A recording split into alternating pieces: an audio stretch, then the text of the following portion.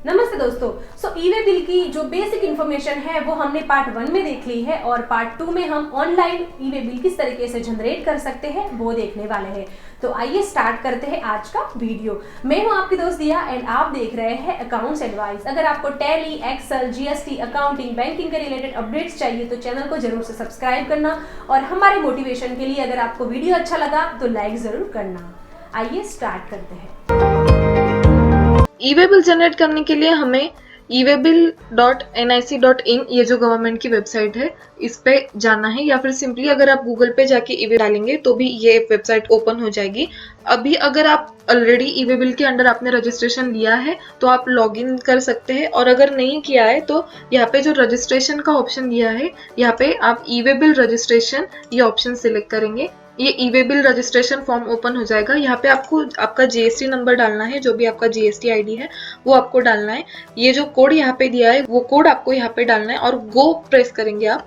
ये button press करने के बाद आपने आपके जीएसटी के पोर्टल पे जो ईमेल आईडी और मोबाइल नंबर दिया है उस ईमेल आईडी और मोबाइल नंबर पे आपको ओटीपी आएगा। वो ओटीपी आपको यहाँ पे एंटर करना है। ओटीपी डालने के बाद पोर्टल आपको आपका ई-वे बिल यूजर आईडी और पासवर्ड जनरेट करने के लिए बोलेंगे। जो भी आपको चाहिए वो यूजर नेम और पासवर्ड आप डाल सकते हैं और एंटर प्रेस करेंगे तो आपका यूजर नेम और आईडी क्रिएट हो जाएगा।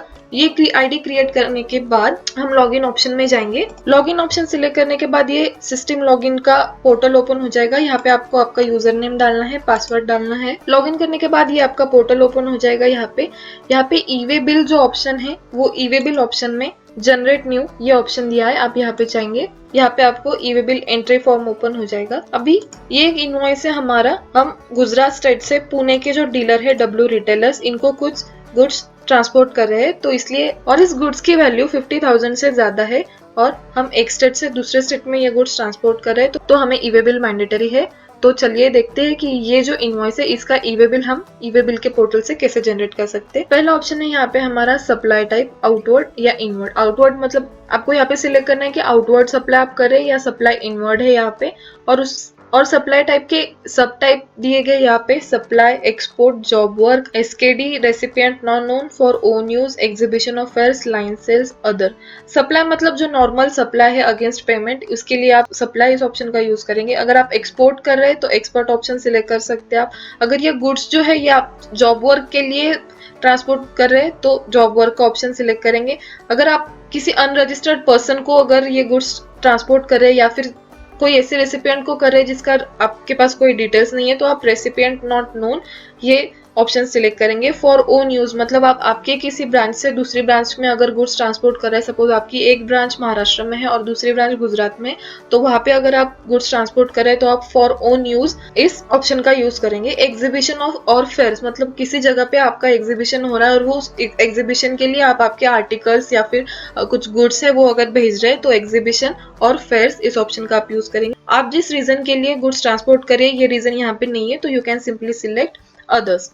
डॉक्यूमेंट टाइप में आपको टैक्स इनवॉइस और बिल ऑफ सप्लाई ये दो ऑप्शन दिए गए। ये डॉक्यूमेंट टाइप मतलब आप ई-वे बिल के लिए जो सपोर्ट डॉक्यूमेंट दे रहे हैं तो उस डॉक्यूमेंट टाइप का यहाँ पे आपको टाइप सिलेक्ट करना है अभी के लिए, क्योंकि हम ये टैक्स इनवॉइस भेज रहे हैं डब्ल्यू रिटेलर्स को तो हम यहाँ पे टैक्स इनवॉइस सिलेक्ट करेंगे।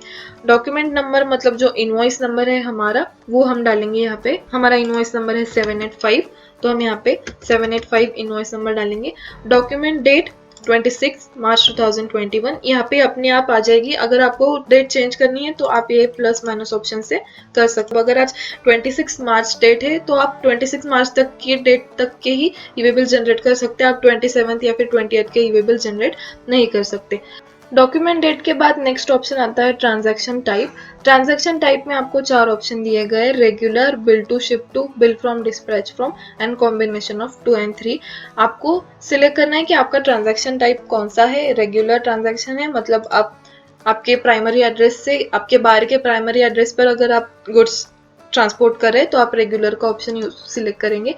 Bill to ship to option मतलब यहाँ पे जो बिल टू का कॉलम है, बिल टू का फील्ड है, यहाँ पे आप आपके बायर का नाम डालेंगे, उसका जीएसटी नंबर और स्टेट यहाँ पे डालेंगे। और अगर आप उसके प्राइमरी एड्रेस के अलावा किसी और एड्रेस पे अगर गुड्स डिलीवर कर रहे हैं तो यहाँ पे आपको वो एड्रेस डालना है। नेक्स्ट है बिल फ्रॉम डिस्पैच फ्रॉम, मतलब बिल फ्रॉम जो आपके ओरिजिनल डिटेल्स है वो यहाँ पे ऑटो फिल हो जाएंगे। आपका एड्रेस जो है वो भी यहाँ पे जीएसटी पोर्टल पे आपने जो डाला था वो अपने आप आ जाएगा। लेकिन आप अगर उसके अलावा किसी और एड्रेस से, मतलब किसी और आपके गोडाउन से आप अगर गुड्स डिस्पैच कर रहे हैं किसी और एड्रेस से कर रहे हैं तो आपको वो एड्रेस यहाँ पे डालना है। कॉम्बिनेशन ऑफ 2 और 3, मतलब ये जो चारों ऑप्शन है ये सारे आपको आपकी ईवे बिल के प्रिंट में दिखाई देंगे कि bill from, dispatch from, bill to, ship to.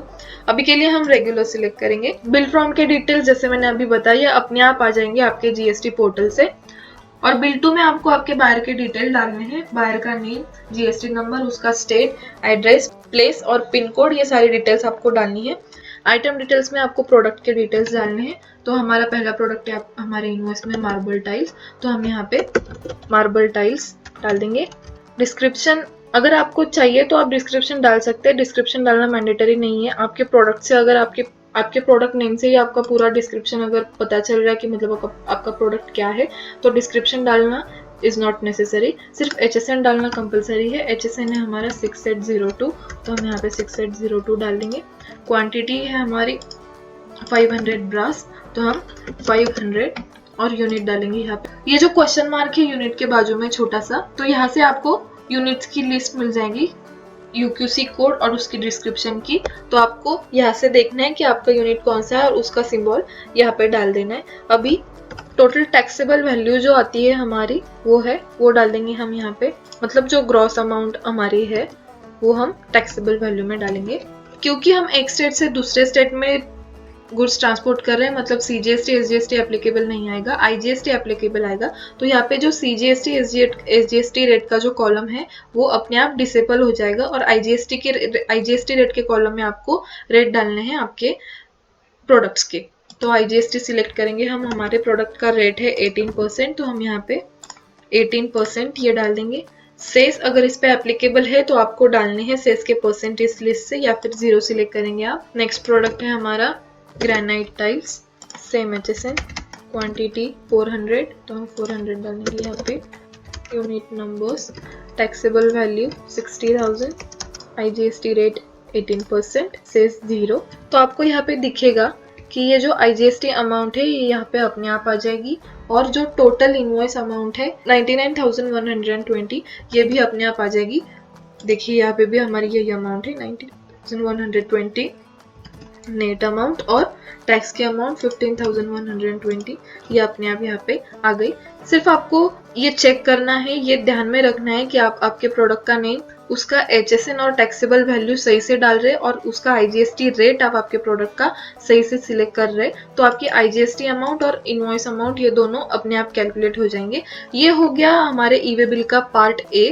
अभी पार्ट B में आते हैं ट्रांसपोर्टेशन के डिटेल्स, मतलब आपको यहाँ पे आपके ट्रांसपोर्टर का नेम, ID और कितना डिस्टेंस है यहाँ पे ये अपने आप कैलकुलेट हो जाएगा। अप्रोक्स डिस्टेंस जो आप यहाँ पे पिन कोड डालते हैं डिस्पैच फ्रॉम और शिप टू में जो आप पिन कोड डालते हैं उस हिसाब से ये पोर्टल अपने आप किलोमीटर्स का कैलकुलेशन करके लेगा। अगर ये इसमें कुछ कम ज्यादा है तो आप डाल सकते हैं क्योंकि ये अप्रोक्सीमेट है। आपको अगर एग्जैक्ट डालना है तो आप यहाँ पे चेंज कर सकते हैं। नेक्स्ट फील्ड है मोड मतलब आपका मोड ऑफ ट्रांसपोर्टेशन, आप बाय रोड ये गुड्स ट्रांसपोर्ट कर रहे हैं, बाय रेल कर रहे, एयर कर रहे या फिर शिप से कर रहे, तो वो आपको यहाँ पे सिलेक्ट करना है। व्हीकल टाइप आपको सिलेक्ट करना है, रेगुलर है या ओवर डायमेंशनल कार्गो है, आपको वो सिलेक्ट करना है। व्हीकल का नंबर आपको यहाँ पे डालना है और ट्रांसपोर्टर का document number and date. Transporter का डॉक्यूमेंट नंबर मतलब जो भी आपको ट्रांसपोर्टर रिसीप्ट देगा आपके ट्रांसपोर्टेशन के अगेंस्ट, तो उस डॉक्यूमेंट का नंबर और डेट यहाँ पे आपको डालनी है। ये पार्ट B बहुत ज़्यादा ज़रूरी है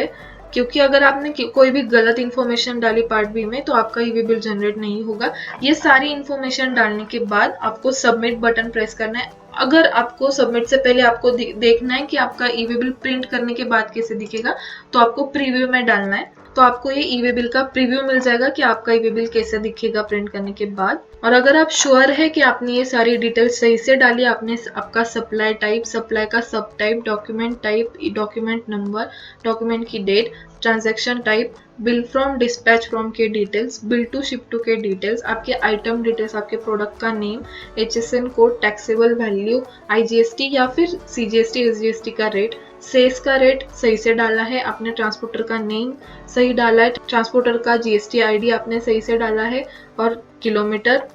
पार्ट बी के ये सारे details, mode of transportation, vehicle type, vehicle का नंबर, ट्रांसपोर्टर का डॉक्यूमेंट और डॉक्यूमेंट नंबर और डेट, ये सारी चीज़ें अगर आपने करेक्ट डाली है तो आप सबमिट बटन पे प्रेस करेंगे, आपका ई वे बिल जनरेट हो जाएगा। तो दोस्तों इस तरीके से आप ई वे बिल जनरेट कर सकते हो। अगर आपको कुछ भी क्वेरी है तो आप हमें कमेंट कर सकते हो, और साथ साथ आप हमारा टेलीग्राम ग्रुप भी जरूर ज्वाइन करना। बहुत सारी नोट्स हम वहाँ पे प्रोवाइड करते हैं अकाउंटिंग और स्टैट्यूटरी के रिलेटेड, तो आप हमारे चैनल को जरूर से विजिट करना दोस्तों।